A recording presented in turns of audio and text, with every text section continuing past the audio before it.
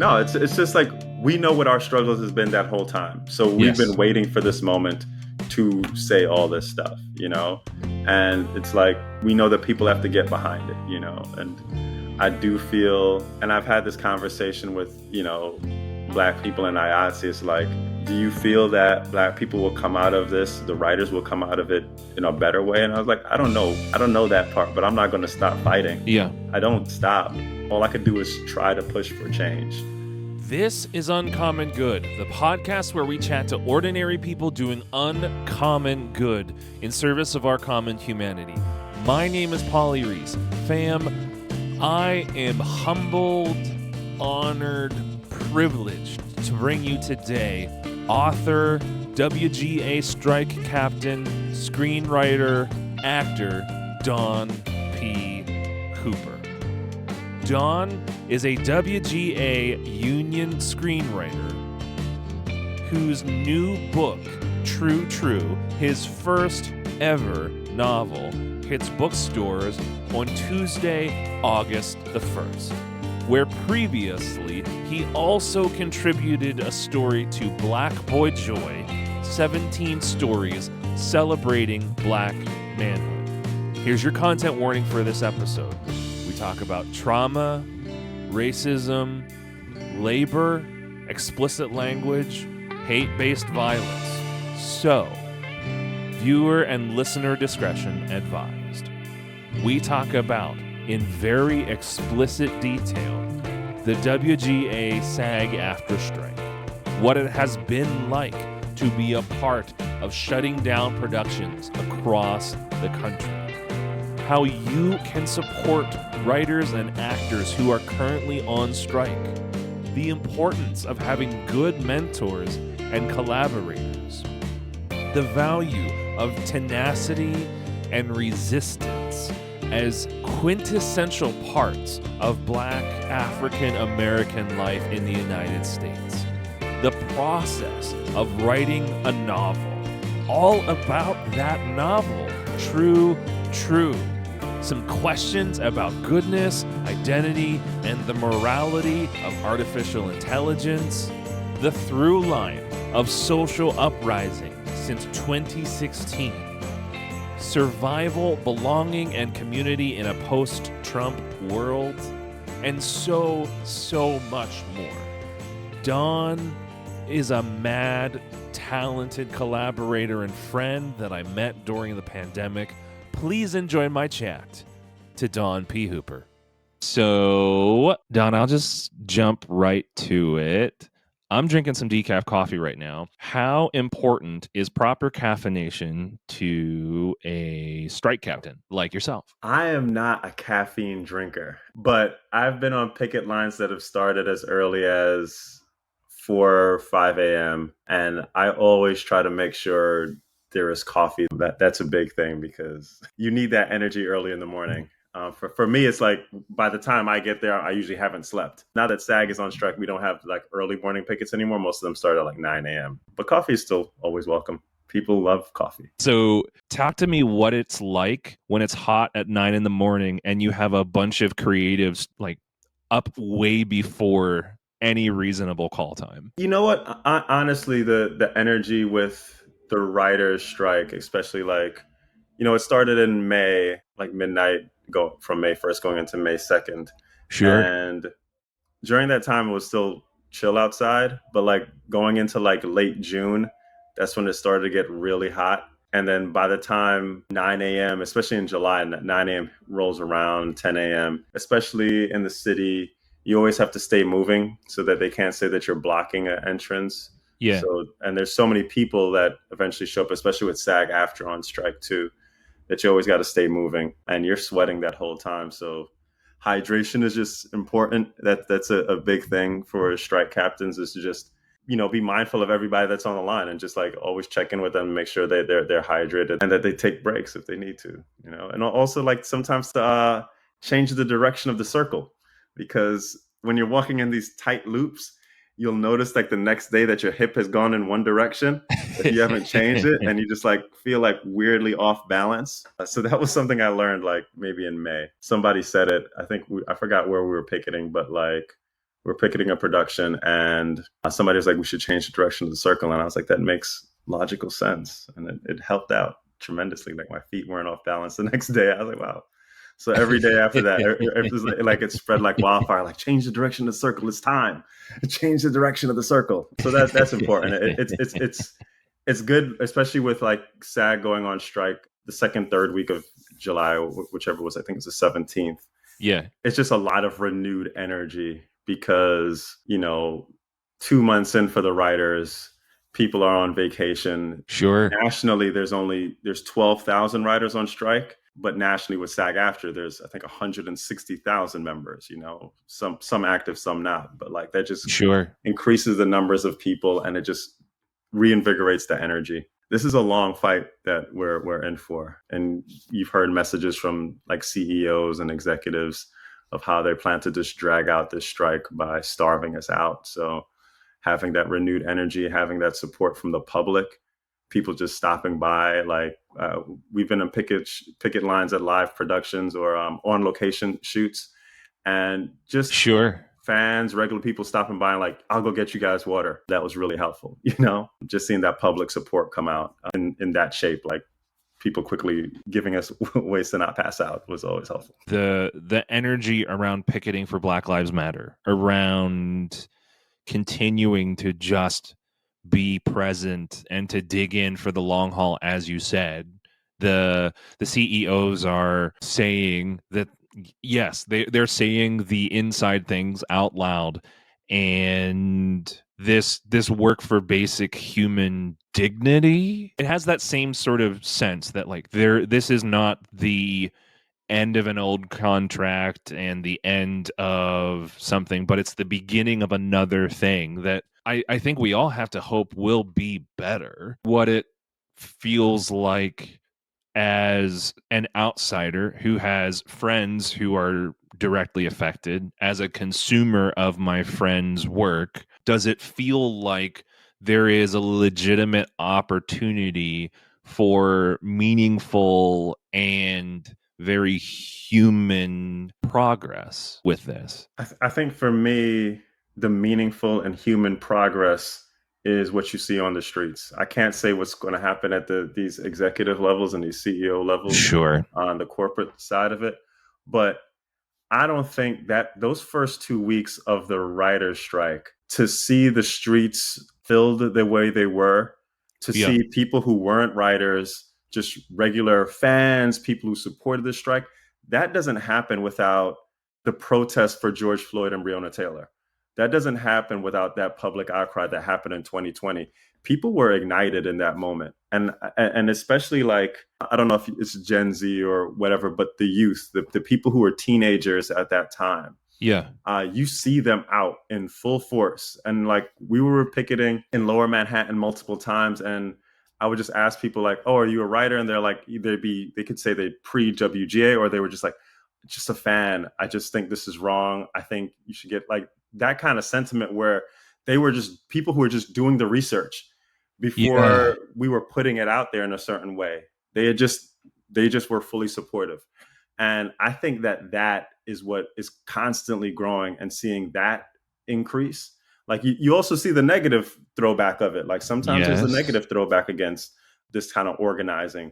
But if not for 2020, and obviously there were things that led up to 2020, right? Yes, Whether of it was course. like Black Lives Matter, before that Occupy Wall Street, Me Too, all those things cascading into what happened in 2020 and then now, which is like kind of centered on labor. And I think because of social media and like the way that information is getting out there so quickly, people are quick to like, when information is not relayed in a good way, Yeah. people are quick to like, here's the facts, here's the evidence of it, and putting that out there, and there's a resurgence of journalism that are happening by like just ordinary people. Like, okay, even with SAG-AFTRA, take SAG-AFTRA, for instance, people showing their residual checks. Like, here is the evidence of us not getting paid. I worked on Orange is the New Black. Look at all the residuals, foreign fees. And then it says 3 cents, 3 cents. Like, oh, you think I'm rich? No, I'm a working actor, and this is what it looks like. And I think that's what is so empowering right now, is that everyone is finally sharing these stories. Like, I have so many friends who are on several sides of the business, and a lot of times they're just fair to share their stories. Even when Me Too was happening, there were women who did not share certain stories during that time because you are afraid of the blowback. If you're a person of color, you're afraid of this blowback because you know, like, there's an executive who may not hire you again. You Yes. know, that could definitely happen. There's a writer's room or a casting room, like, if that won't hire you again. You know, even now, like, sometimes I just want to say those names, but I can't do that, you know, Of because then I was course. like, well, they hire me again. And I don't want to share somebody else's story because that's not mine to share, you Yeah. know. But, like, you know, that having these other these groups empowered right now, and like having them see other people share their stories helps them out getting through like the traumas that they've experienced in any types of rooms, castings, Yeah. writers rooms, and all of it, you know, because it's there's so many things going on that are happening despite the writer strike that you get from producers and whatnot. And it's always like at the very bottom you have the writers and the actors and crew members, you know, taking the brunt Yes. from people at the top. We like to look for like what unites us, what helps us remember that we're all in this together, and in many ways we, like humanity, we're all that we have. And when we turn against each other, we actually turn against ourselves. We stop being on our own team, as our buddy Tarek likes to say, be on your own team. The thing that strikes me is that the common ground that I think that you're describing, what I think I hear is, and tell me if I'm wrong, but the commonality that is uniting so many people in this space is this recognition that there is trauma. There's a catastrophic level of mass human suffering. It might not necessarily be that your house is underwater, as could be in the case literally in Vermont and other places where there's flooding, but that people like you, your colleagues, the folks on stage are spending these long, exhausting hours away from family and friends, and there's just nothing, or at least not nearly enough to show for it. Yeah, definitely not. And, you know, we're united in that. Right now it's like called labor, and we're thinking about the labor side of it, but it's Yeah. all the hardships that are imposed on us because, you know, you're not making enough to just sustain a living, you know. And with inflation happening the way it's been, and your salary is not increasing at a certain level, you can't afford to feed your family. You're stressed out because of the bills that aren't coming, worried about whether a residual check is going to come in or isn't going to come in, or how many other jobs you have to Yeah. take. And all that, those stresses just compound on anything that you're going through and anything that you may be going through at the workplace. And if you listen to what the Teamsters at UPS are saying, it's just like, yeah, the full timers are making $45 an hour. Yes, they're going to get an increase in raise in salary of $1 something, but they're like, we're not fighting for us. There are part-time workers who are only getting paid 16 an hour. And that's what solidarity is about. It's like, yeah, we're making this. Yeah, we're getting an increase. But you're forgetting about this, that all these other people are working and you're not compensating them. They're doing ostensibly the same job, but just not full time.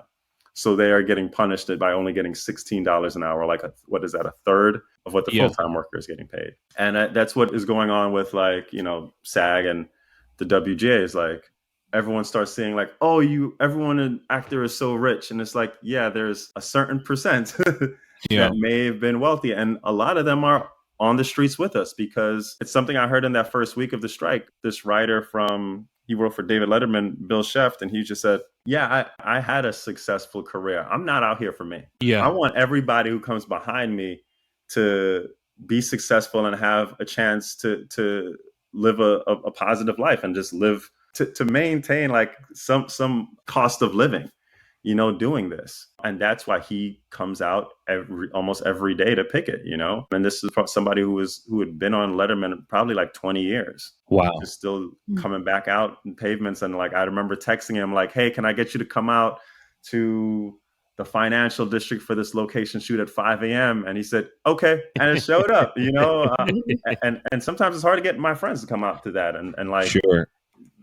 just, it's that empathy, you know, like seeing like, hey, I don't want somebody to struggle. I'm out here for them. You know, I'm out here for somebody else. I think that's so cool about what's happening now is like they're not just fighting for themselves. They're fighting for other people. They're fighting for another generation. They're fighting just for artists and creatives and for labor. And I think that's just really exciting. And that's what got me up every day for like until the actors want to try like 75 days or 73 days. So this is what I'm curious about, because as you've described this, that a person like Bill Sheff, thank you, sir, for your work. If you happen to hear this, thank you. You're a saint. Go making sure you stay hydrated. And get those electrolytes too. I've seen the Instagrams of all of the stars that are out there, all of the folks that 1% of 1% that are out there most days doing that work. And that's incredible. But as many of those that we see, surely there are dozens more that might not be out there that make a different choice, which is their choice to make. But I wonder, do you think that there's a through line that helps a person to have that level of empathy for one's fellow person that we can trace? Like what makes a person feel compassion for another person, I guess, is the question. I don't know where that comes from. I mean, for me, it's that moment where there's always those moments when you were a child and you remember your origin story, and like maybe this happened to you when you were a kid, and you had that feeling like, I don't want this for everybody else. Like I got inflicted with this trauma, or maybe this is just what I feel, you know, Sure. like I got inflicted with this trauma, or my friends got inflicted with this trauma. I don't want that for everybody else. Maybe it is in those cartoons or books that we read, and it was like, oh, that's a hero. Maybe that's what I'm trying to do. I want to do that for somebody else. I'm okay with sacrificing. It's that need to put somebody else before you, in front of you.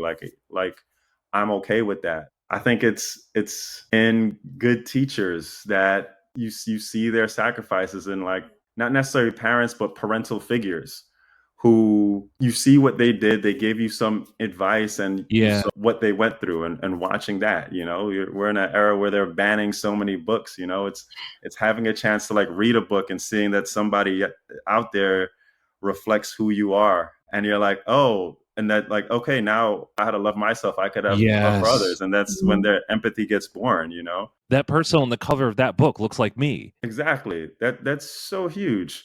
Like, it's so huge and so rare to see that, you know.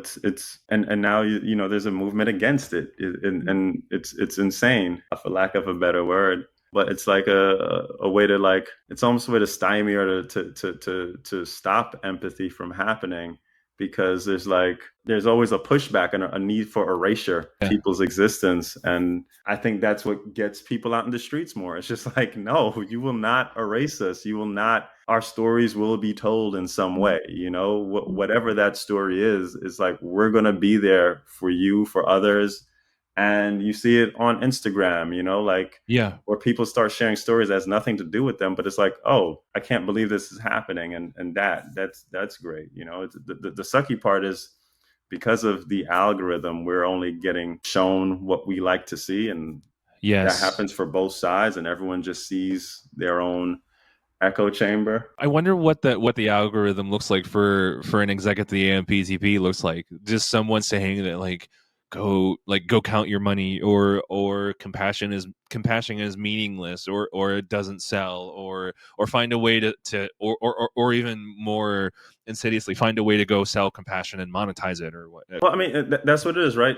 Not the same week that the actors went on strike, where Bob Iger's statement came out, and then the executive statement came out about starving these strikers out until they can't afford their apartments. And then Bob Iger saying that, you know, everyone's being unreasonable. Bob Iger, Zaslav, from Warner Brothers Discovery, Warner Brothers, Zuckerberg, they were all at a billionaire's summer camp. like I don't remember the name of it, but you could look it up. It's like literally a billionaire retreat that got started in like Yo, by hedge funds, I think, or financial services, and they get a bunch of billionaires out there to just hang out. we're having a sort of glass onion moment, but in real life. I firmly believe they're doing the Squid Games there. I firmly believe they're doing the Squid Game. Let's go off grid, and it's just like, who we murdering today? All right, Oh now that we've got gosh. that done, The frightening thing is you're a student of history, as am I. There's no reason for us to be surprised by any of this when there's this level of disparity of access to basic human need, support, and wealth. This is Rome burning as Nero fiddles. This is even further back. This is the Pax Romana. While there seems to be some element of peace that that hundreds of thousands of other cultures are slowly trampled out or their voices crushed into suppression. This is the time of Charles Dickens and A Christmas Carol. This is the time of the Great Depression. This is one of the greatest times of such economic strife. I imagine certainly in our lifetime, like the three of us are millennials here on the call, so it's like it's hard to remember a time in our lifetime besides like that so-called golden era of the 80s where there hasn't been a steady trajectory towards widening disparity of wealth inequality. And through the lens of history, this almost seems inevitable that there would be this shutdown of labor when what's been communicated to us and the way that we experience labor is that we see it dramatized. you know what? It's interesting to me. Like I remember in 2020, it did feel like, okay, this is it. This is the fall of Rome. We're in a Yeah. pandemic, and Yeah. this is happening. But now we're in this moment where it's just like you're wondering if it's like that Shakespearean moment, and it's like, is this the moment where somebody's going to get Caesar and be like, yo, like what happens here? If and it's not coincident. Like I have so much conversations with Teamsters that they not Teamsters with IATSE, how the IATSE contract is in September of Yes. 2024. So it's no coincidence that they keep our contracts apart so that we this couldn't happen all at the same time. Yeah. Like imagine that, like where everyone puts the stock market ahead of people and shareholder and investor value. Everyone dives into if I could buy these shares, it becomes this gamble.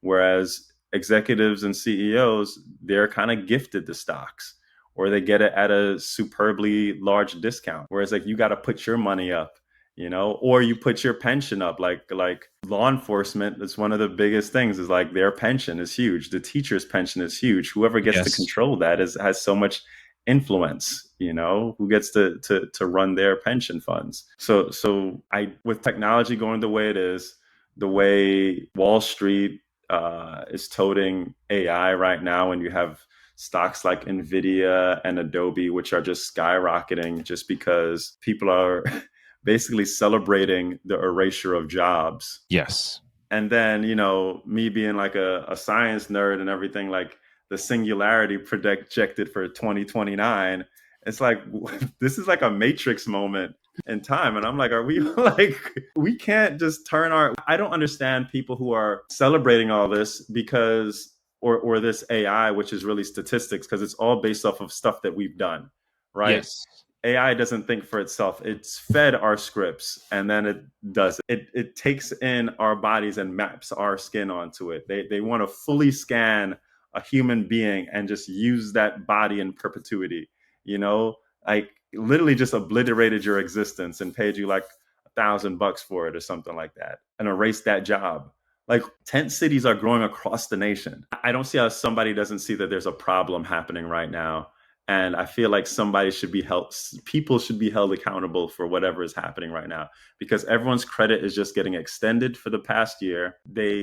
Last year, even though like there were two consecutive quarters of economic downturn, it wasn't labeled a recession. And if it's not labeled a recession, it's not a recession. And then everyone's credit got extended. So they had more, they still had money to spend, but now everyone is in larger debt. I don't understand how like somebody isn't being held accountable for that.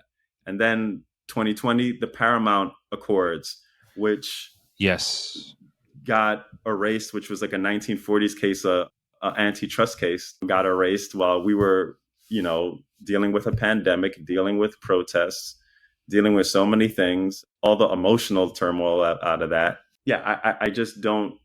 I feel like there's going to be another calm in a year or two, and then I don't know what that next explosion really looks like, because there's just a lot of people who are hurting right now. And there's like a dog barking in the background. It was like, yes, I agree. That dog will be the unofficial mascot of the episode. Yeah. We should give the dog a name.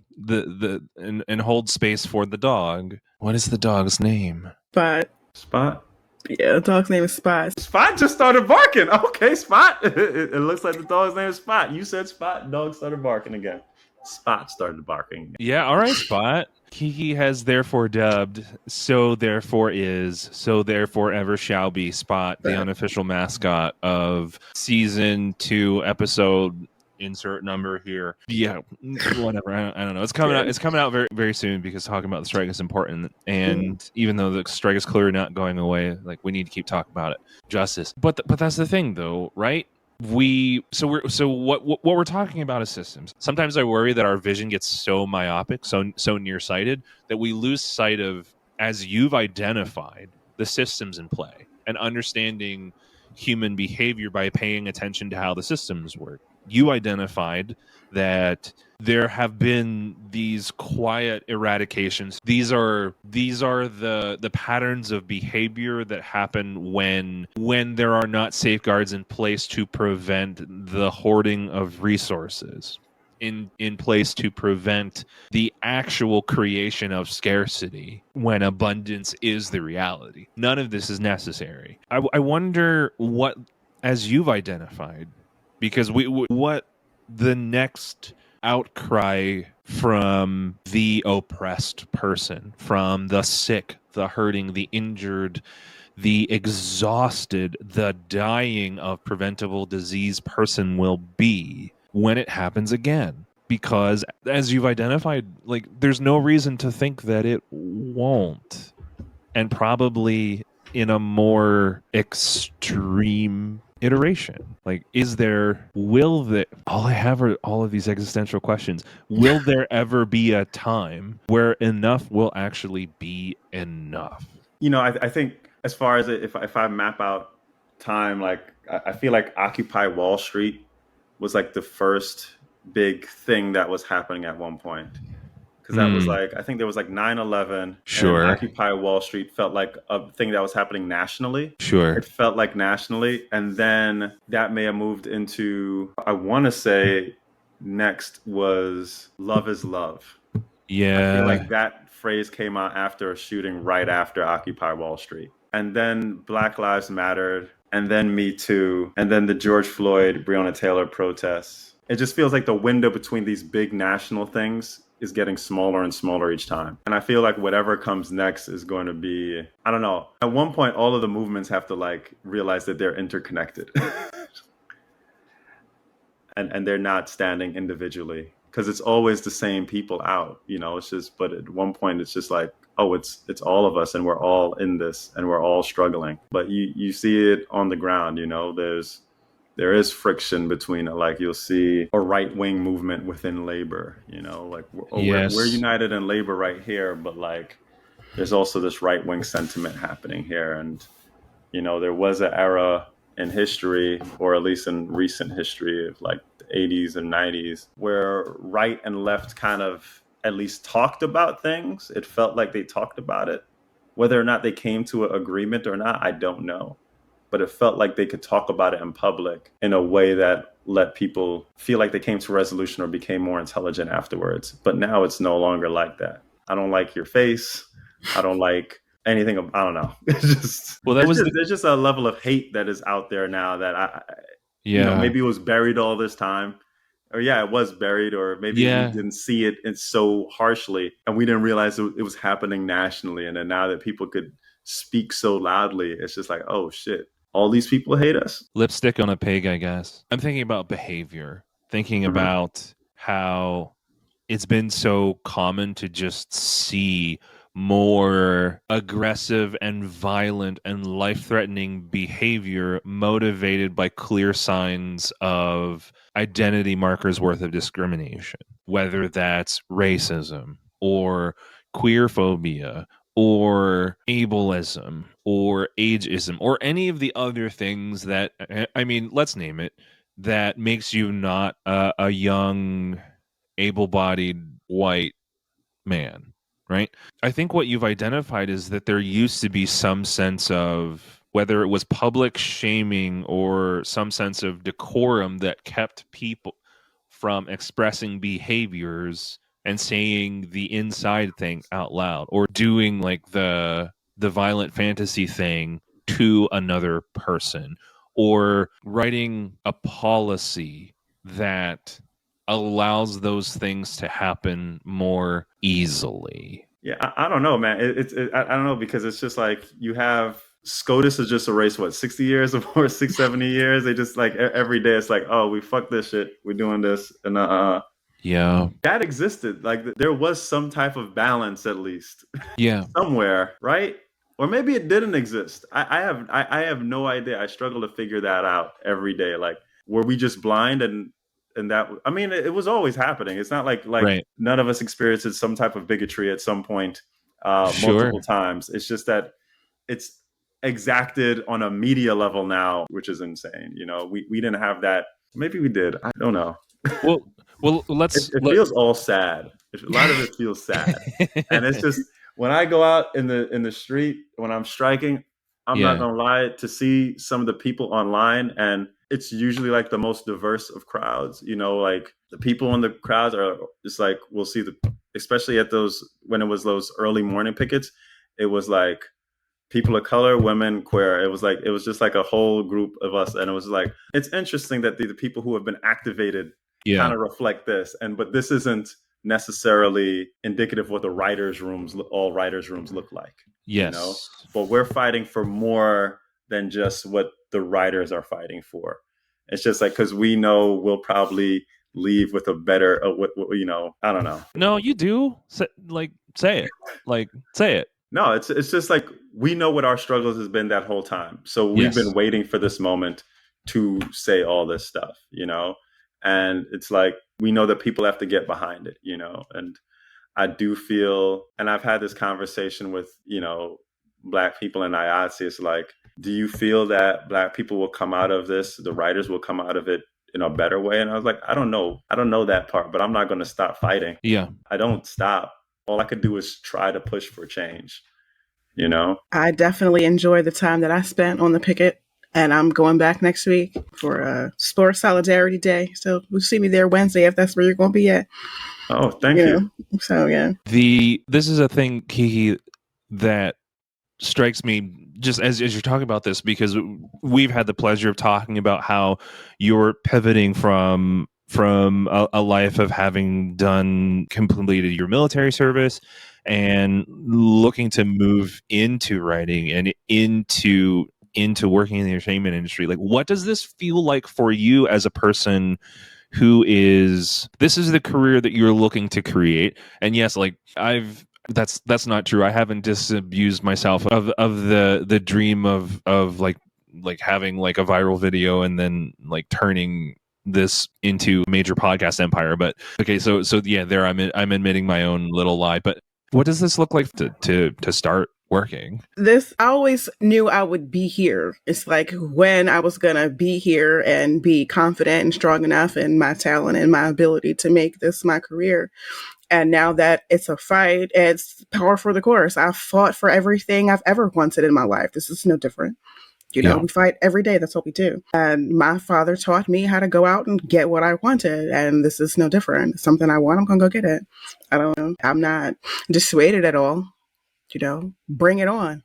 It's kind of how I feel about it. The sort of fight that you both are describing, what's the spirit under that for each of you? I know for me, it's just sort of like, it's like existential nothingness. Like if for whatever little things that I fight about, like if I don't keep going, then like there isn't anything else. But I found out very early on why the cage bird sing, and sometimes it's because that's all she can do. I don't want to diminish the fight at all, but I mean, it's all I know, honestly. How do you feel, Don? What was that? I feel like that was Color Purple too. How long you been fighting?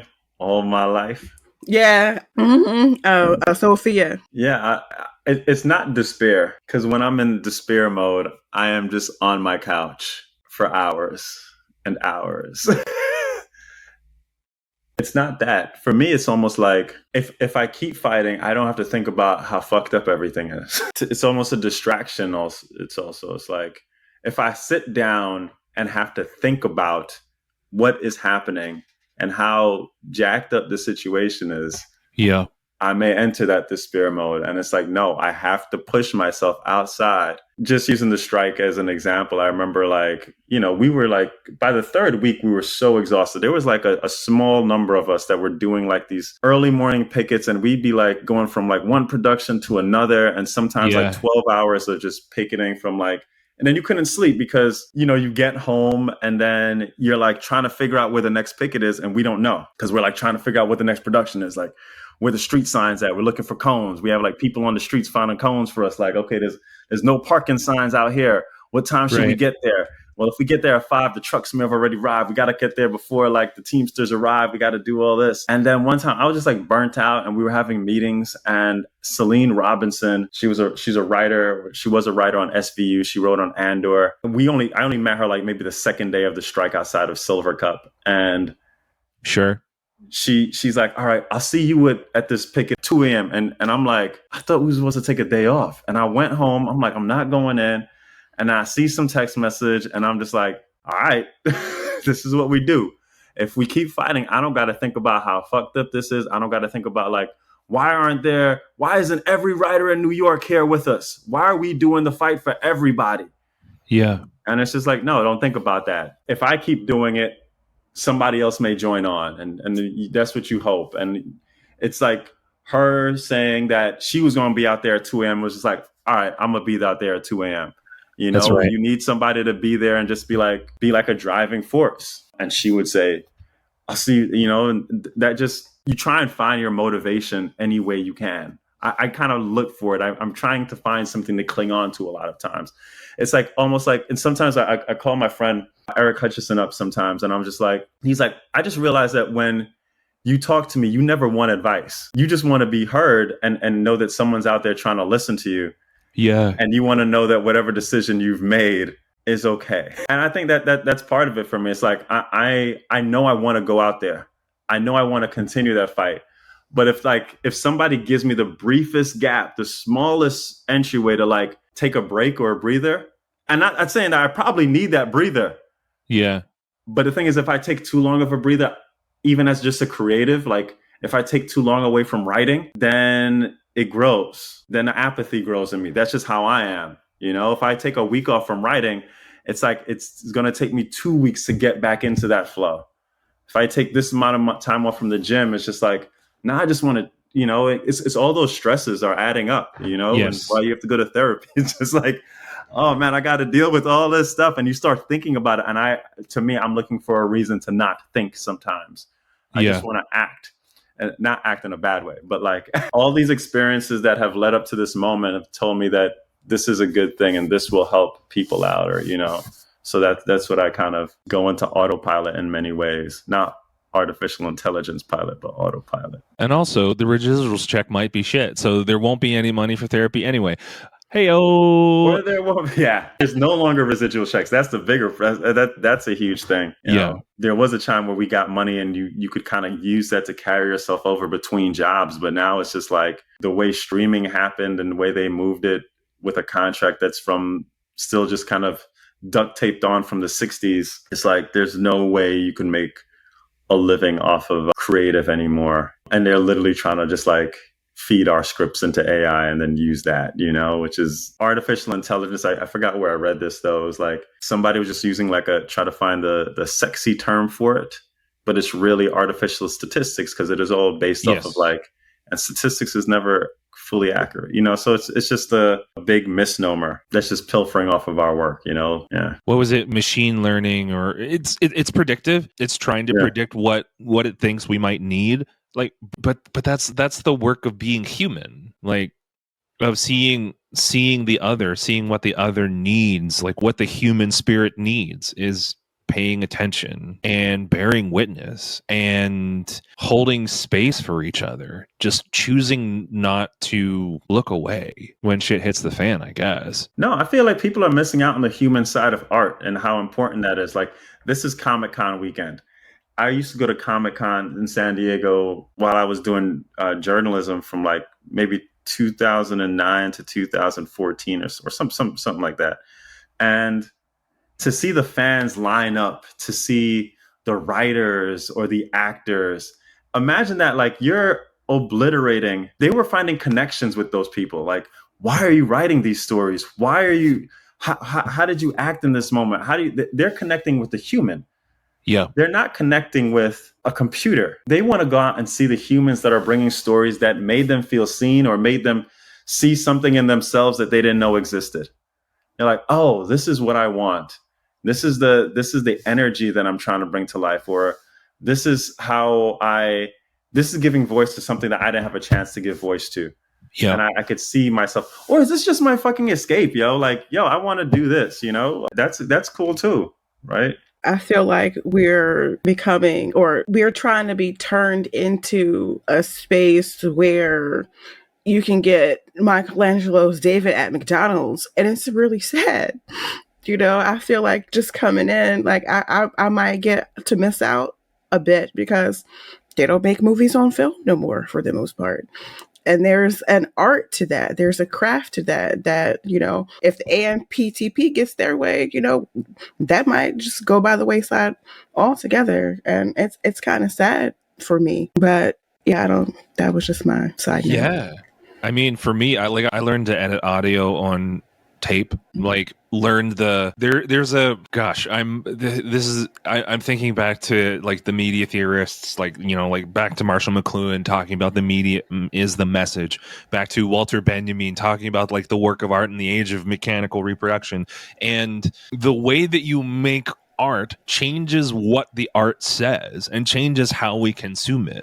When you have to, and yes, we do use AI to help us produce this podcast, because we legitimately do not have the staffing and the resources to be able to do more. So yes, not a perfect world. I'm sorry, the internet. But there's something to be said for understanding the human cost of knowing how to create things for folks. And when you spend hours cutting cells together, reattaching them, you have to make one very careful choice, because you only get to cut the film once.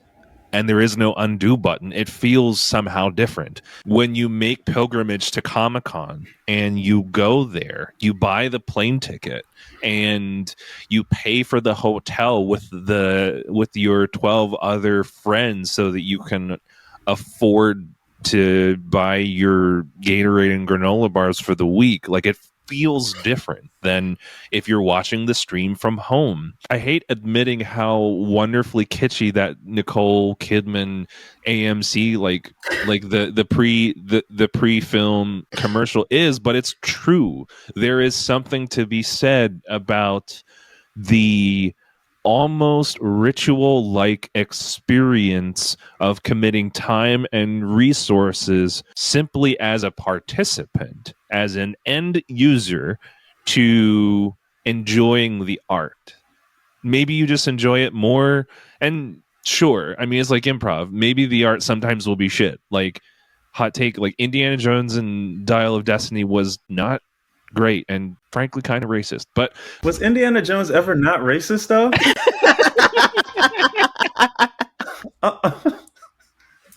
Wasn't it racist? Wasn't it always like that? It belongs in a museum. No, it belongs back in the ground where you found it. You stole. Great job of handling the Southeast Asian people and frankly the East Asian people. Good job, George Lucas. And we could knock it out in one.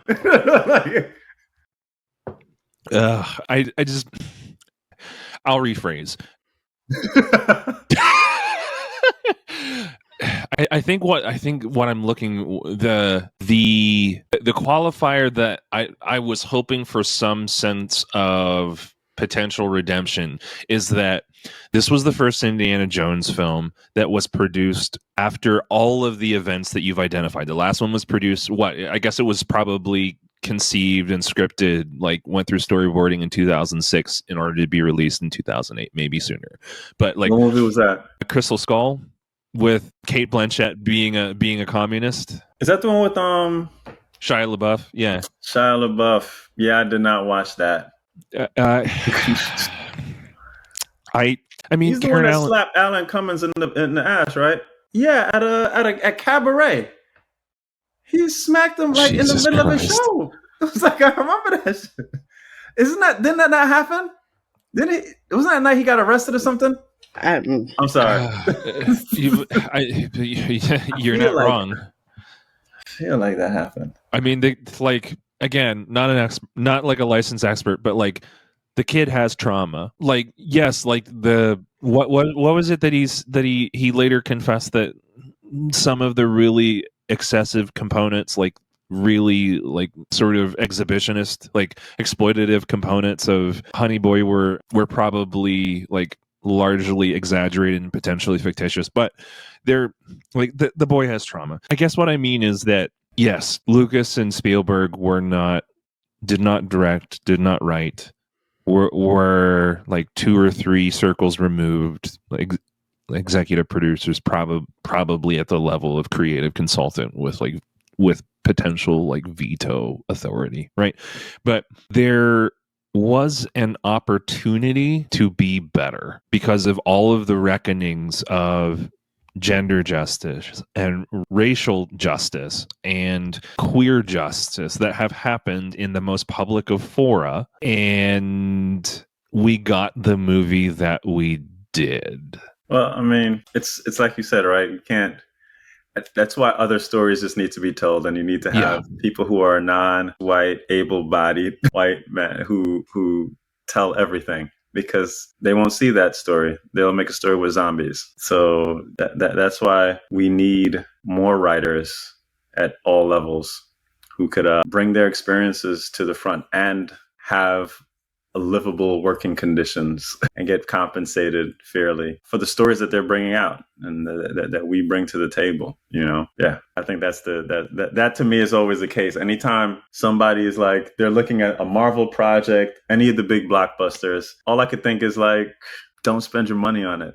That's my always approach. Yeah. It's just like, I stopped being interested in the big blockbusters. If there's a property that I love and I'm nostalgic for, then I'll go to it. But like, I'd much rather support anything that is independent, or at least, some story that's different, something that's not McDonald's. Like all those blockbusters feel like McDonald's to me. I can't do it anymore. That's at some point, that's the only power you have, is like to not give somebody your money. And it's like, I'm not going to give you my money. If there's something else, or maybe there's something in that movie that's just like, I want to give my money to that, then that's what I will do. Like for me, it's like, that's why right now, even in movies, I don't go to a lot of movies. I'd rather just find a new book, a new author that speaks something that's different, something that makes me feel. I go to movies and it's just like shock.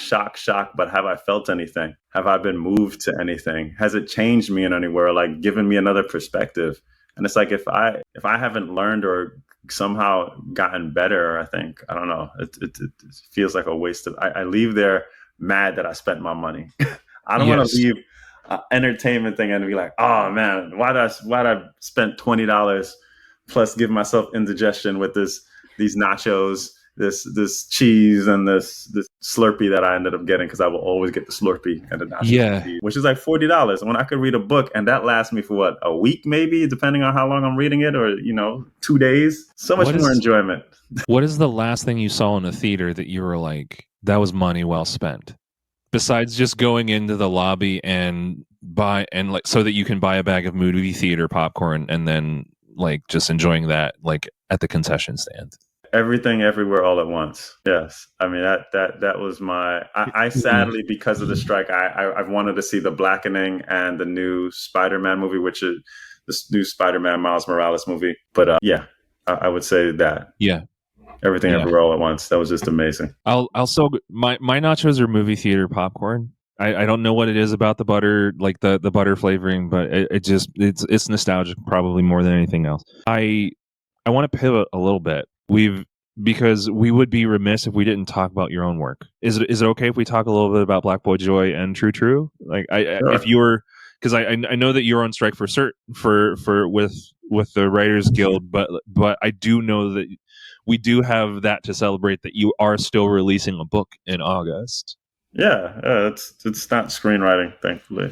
So Black Boy Joy was this compendia that you contributed to, and that was how I first became aware of your work as a writer. It became this thing that I just sort of, like a switch flipped for me, and then eventually like I picked up a copy of the book and read, and then here comes True True. Please tell us all about the book. Well, it was funny because those two things actually happened around the same time, because I found out I would be in Black Boy Joy November 8th, I think, of 2020, because what happened was I was in that big depressed moment in 2020 of like June, after I got attacked by the cops. And then in like July, a friend was like, she was like doing this market research thing, and she just like asked me to come out. And then I didn't realize I hadn't gone outside in like 45 days. Yeah. So I was like in this very sad, isolated moment, just like living alone and everything. And then August came around, and Danielle Page, amazing writer, wrote the Dorothy Must Die series and the Raven series. She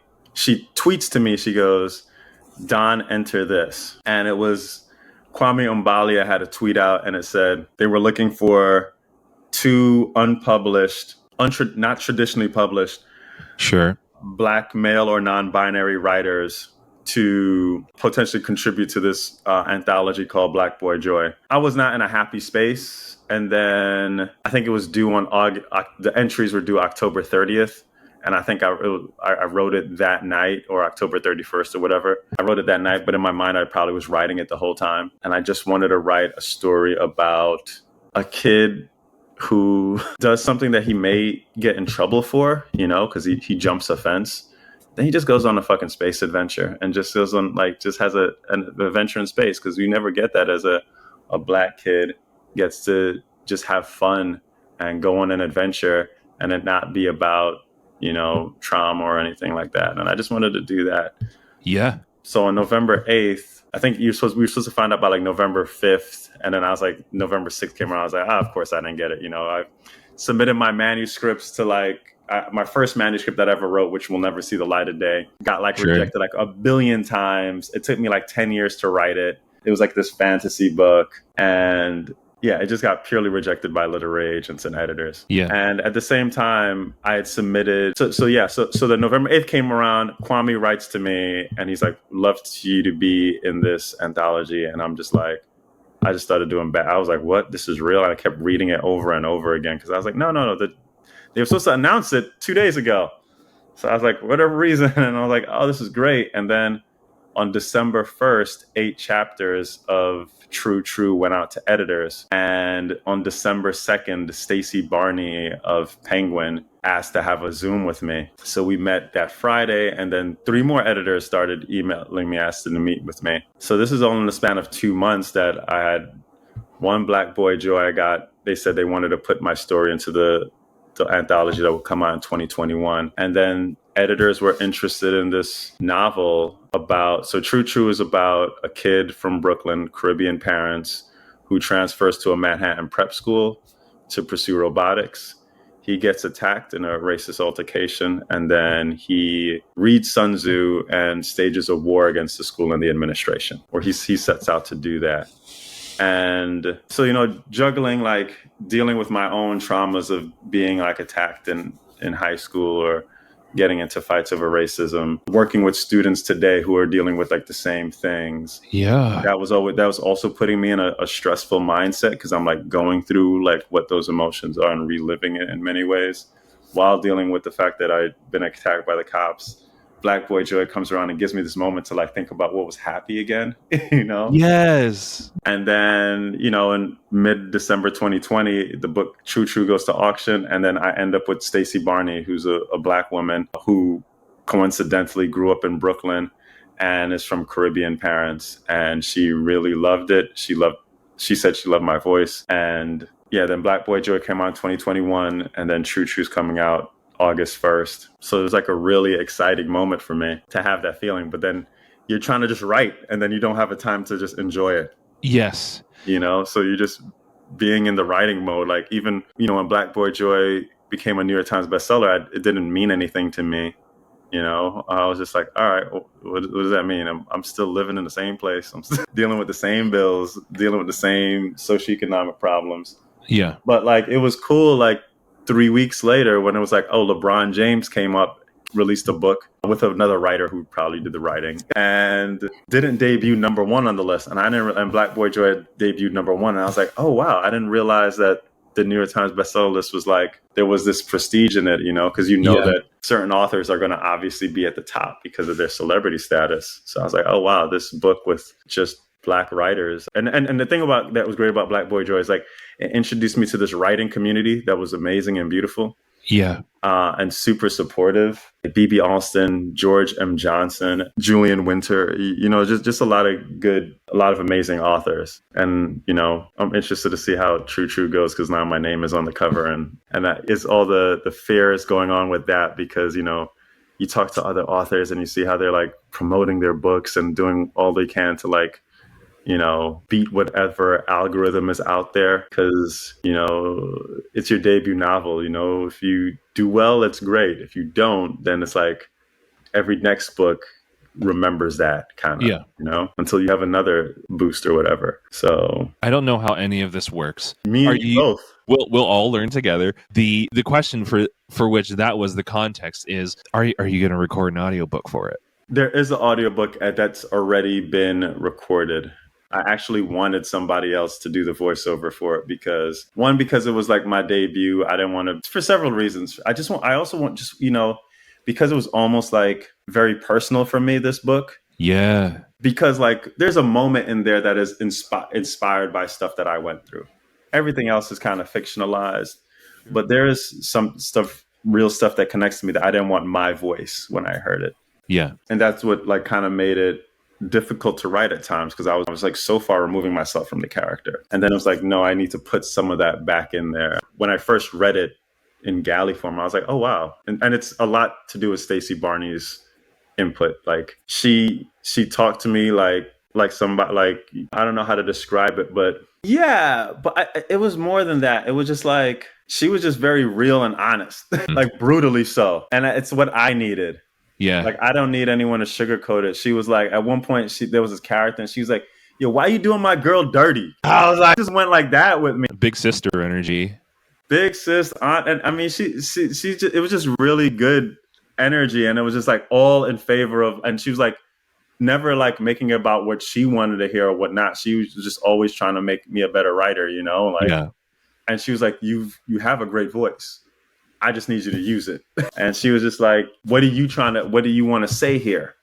And then she was like, well, what about like, you know, so you got to make sure this. And like over the course of like 3 months, we just like, I like almost rewrote like 60% of the book from scratch. And it was just like, I just started, she was like, chop away. And I was like, just going at it. And it was just really exciting. But that was like the whole summer of last year, was just like going through it. And I did find one. But anyway, the audiobook, Christopher Grant does this amazing audiobook. He amazing narrator, and I'm just really excited for it. I haven't actually heard it, but when I heard him audition for it, Chris Grant, when I heard him audition for it, I was like, I heard a bunch of other auditions first, and I was not feeling them. Sure. And I was happy that they actually looped me in on it because I was like, oh man, this is what ends up happening, is that you get a voice that doesn't really match it, and Christopher Grant just like he really had he grew up in Brooklyn. The moment I heard it, I was like, this is somebody who's from Brooklyn.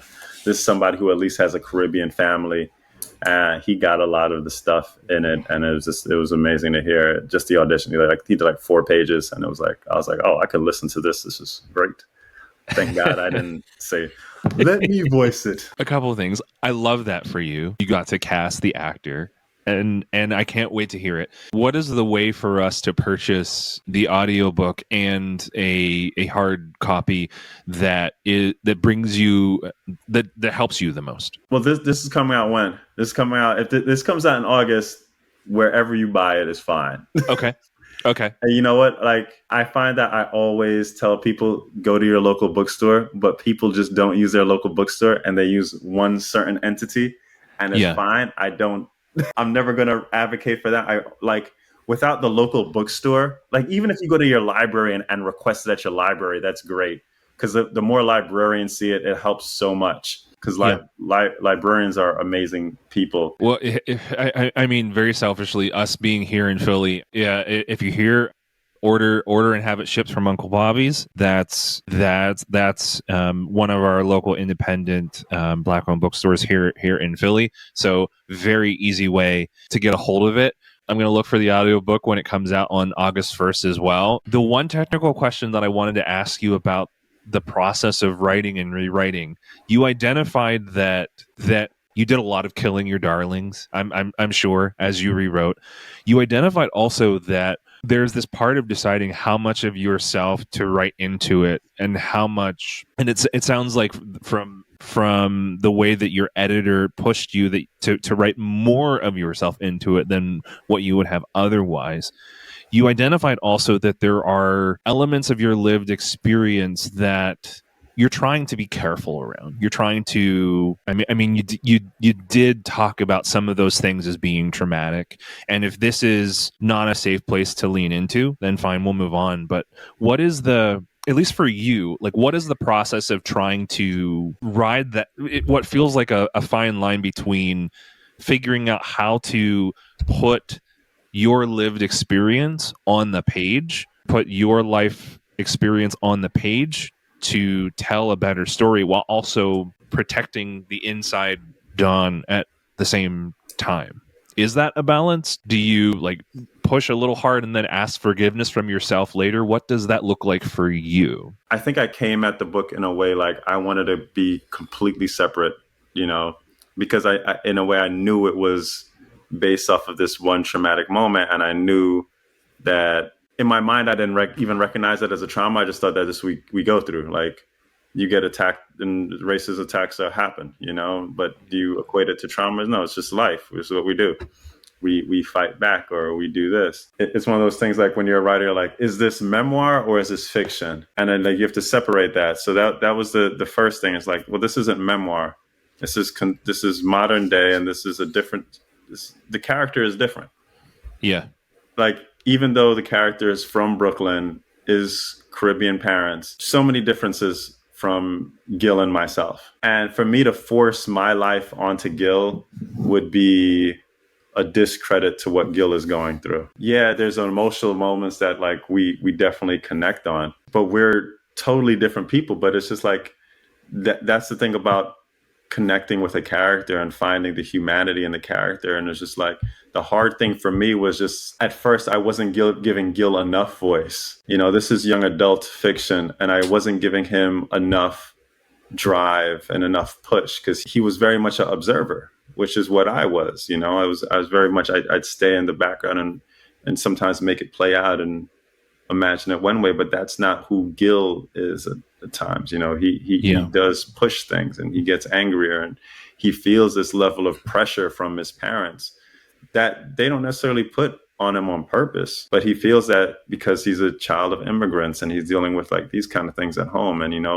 he has a grandma who totally loves him. And like, for me, in writing the grandma character, which is one of my favorite characters, and I hope everyone loves her. I mean, she's a strong point in the book, but she's like almost like every woman role model in my life. It's like, put into her, as well as my grandma's, like the ferocity that she has and the way women tend to always have our backs. And it's like, do you have theirs? It's like that kind of dichotomy is in there for Gil too. Hopefully I did everything justice, on the page. But I think that was it. It's like, there's definitely parts of me in there. Like when I see the grandma, it's just like, I definitely see my my maternal grandma in there. When I think about the way she dresses and wants to party, that's definitely there. That's Grandma Clarice right there. The way she's ready to fight, that's like, there's so many other people in there who have fought for me in certain ways. And it's like, have I just given them justice? I have a good friend, Rashida Sheeds, and she always would call in to check on me. And it's like that kind of energy is in there, how she always has your back, So yeah, I probably didn't answer your question. I'm still trying to figure all that out. But I think it's at one point, I kept Gil too far away from me. And then at one point I had to be like, okay, there are parts of me and Gil. Let me make sure those parts are there and then let Gil move on his own. So last year when I was doing like one of the first big rewrites on it, when Stacey came back to me, she was just like, I see this character, but you have to make sure they're standing on their own. And then with Gil, what is pushing him? And I knew right away when she said it, it was just like, she was like, so there's something missing from me. And I was like, I know what's missing. And she said, what? I said, me. She was like, you? And I was like, yeah. And then she read it again. She was like, oh, this is good. And I was like, oh man, was it not hitting before? And I just put that in there, the pressure that you feel as a teenager dealing with this, like almost like it's that Maya Angelou moment, like I quote Maya Angelou loosely in the book, but when she says the hope and dream of the slave, that kind of thing, like I think as sometimes as Black children or children of immigrants, or children of people who have sacrificed for you, you feel that you have a burden to live up to. And it's like taking on that burden and how do I deal with that? But then you're caught up in everything that's going on at school. And it's just like, now you're dealing with this burden and you have these people treating you a certain way at school and you want to have this fight. But you already started off this school with that other fight that you were trying to live up to these ambitions. And now these two things are kind of in conflict because if you live up to these ambitions, you don't get to fight. If you fight, you may hurt the ambitions. So then what do? And it's like, can I move through this strategically like Sun Tzu? And is that an actual approach to life? Can you approach life as a war? Can you approach your friend circle as if they're just soldiers and you're trying to and is this just about you? Is this just about your beef? And then all of a sudden this thing that you were trying to do for everybody else, is it becoming just about you? And that's a lot of stuff for Gil to think about. And I wish I said it more like that. This answer is getting better as I can't wait for the next person to ask it and for it to get even better. Yeah. Don, I'm so grateful for the time that you spent with us today. We have just one final question to close us out. It's the same question that we ask everybody as we're coming to the end of our time. And it's, what would you like the world to look like when you're done with it? I'd like it to be more trusting of each other. And that word trust is such a broad word. But going back to the beginning of this thing, there were 4 people that I met, or 3 people I met while on the strike, that I absolutely trust. Because when you go through certain trials together, you just build certain bonds up. And I want everyone to kind of take time to go through trials with other people, see what they're struggling with, and go through it with them. Don't take over their trial, but walk with them, just have their back. Be that person to give them water when they're fighting. That's what I want. I want people to just sometimes you don't have to be the lead in everything. And I'm not saying that you have to take a side, because we all, in this book, Gil is the lead, right? But in another book, Tammy's the lead. Everyone is a lead in their own story.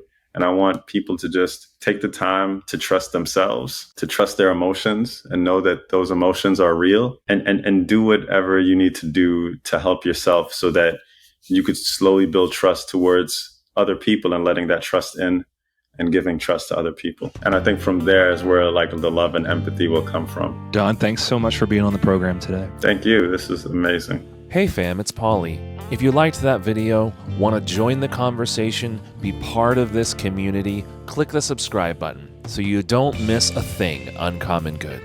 Thank you for watching, and we'll see you in the next one.